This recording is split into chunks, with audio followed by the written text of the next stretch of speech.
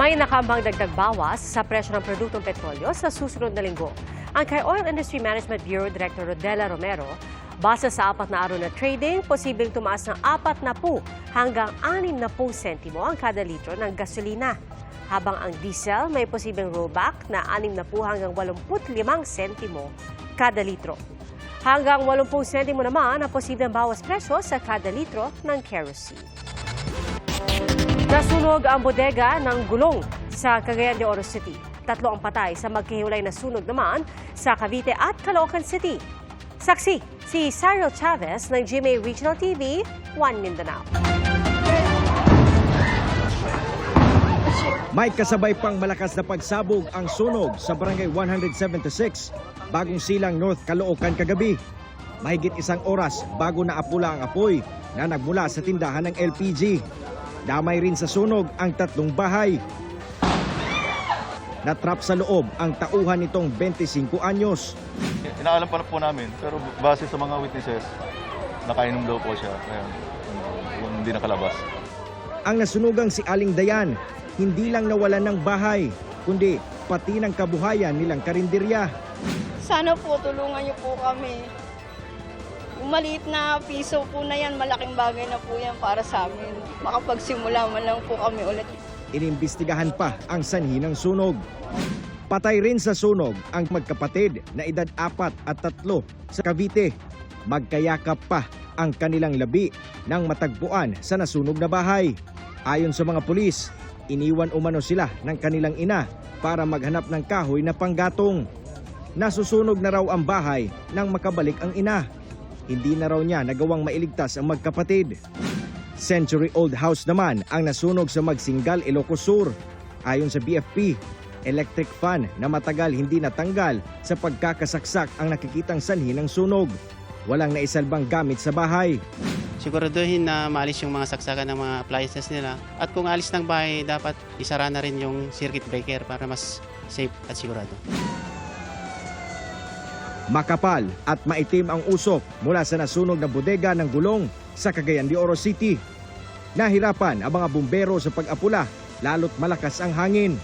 So ang nahitabuan grabe ang volume of fire. So kwanta ang kining sa atubangan nga bakante, pa-consume na to ang fuel ani. Ang siguruan na to kining mga gilid-gilid nga naay mga nagpalibot nga residential. Sa laki ng sunog, tumulong na ang mga fire brigade sa ibang bayan. Matapos ang 1 oras, hindi pa rin nila maapula ang apoy. Kaya gumamit na sila ng heavy equipment para tibagin ang bakod. Doon na nakapasok ang mga bumbero para maapula ang apoy. Wala namang nadamay na bahay sa paligid ng bodega. Welding sa loob ng bodega ang tinitingnang sanhi ng sunog.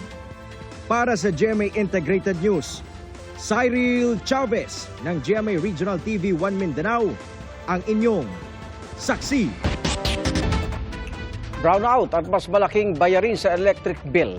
Yan ang posibleng dagdag pasanin sa mga consumer, bunsod ng manipis na power supply. Saksi si Maki Pulido.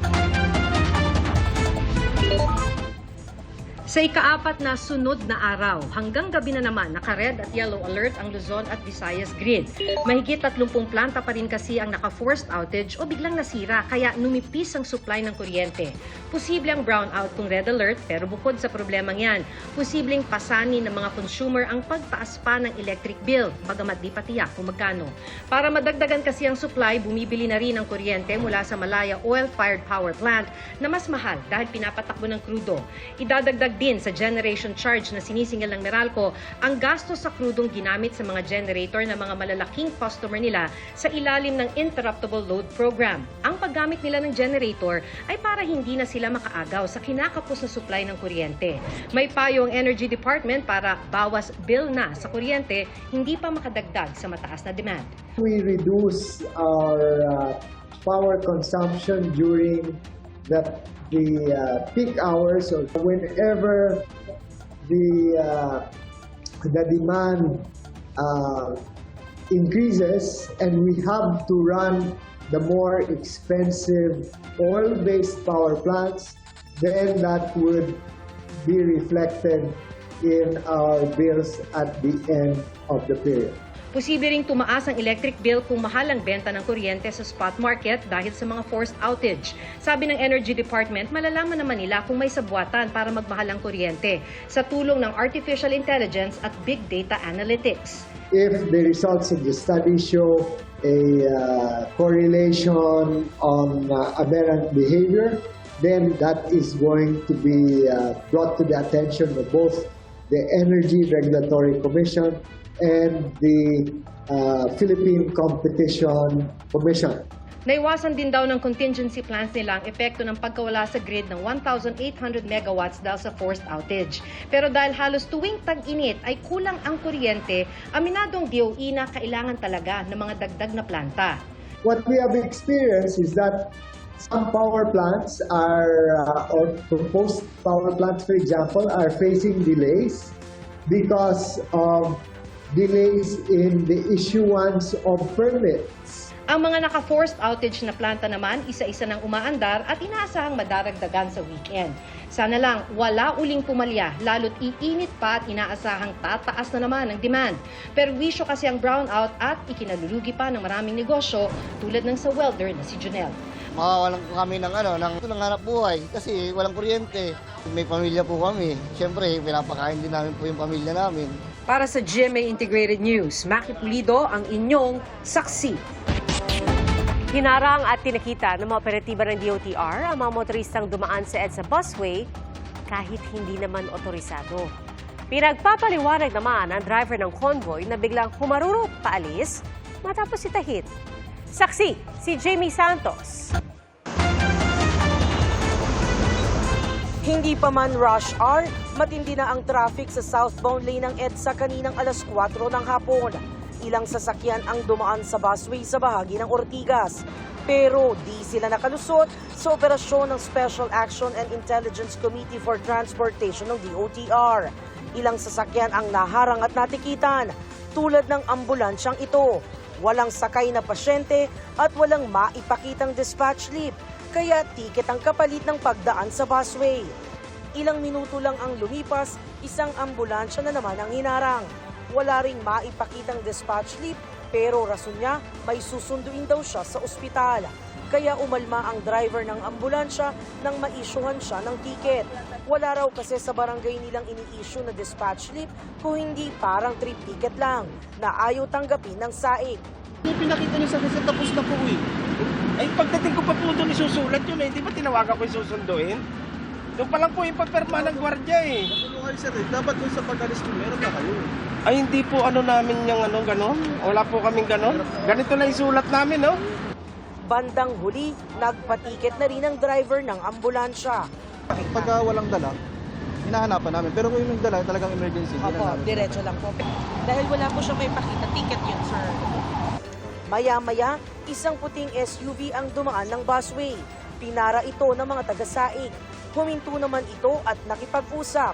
Pero nakalis ito nang hindi tinikita ng taga-SAIC matapos magsabing taga-Chinese Embassy ang sakay. Maya-maya, isang van at isang SUV pa ang magka-convoy na dumaan sa busway na may escort pa. Ang unang sasakyan, tila ayaw pa magbaba ng bintana para kausapin ang taga-SAIC.